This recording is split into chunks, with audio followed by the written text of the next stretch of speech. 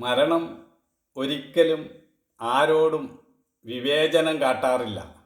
മരണം ഒരു ജനാധിപത്യവാദിയാണ്. വലിയവനാണോ ചെറിയവനാണോ എന്നൊന്നും മരണം നോക്കാറില്ല. അതങ്ങോട്ട് വരുന്നു, അത്ര തന്നെ. മണ്ണിൽ നിന്നുണ്ടായത് മണ്ണിലേക്ക് ലയിക്കുന്നു.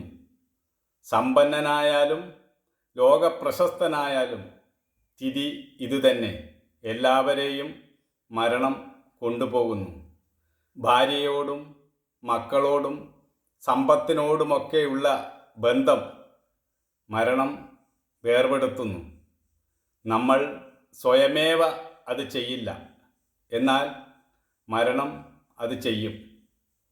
മരണം നമ്മളെ എല്ലാവരെയും കീഴ്പ്പെടുത്തുന്നു. എന്നാൽ മരണത്തെ കീഴ്പ്പെടുത്താൻ നമുക്കാർക്കും സാധ്യമല്ല.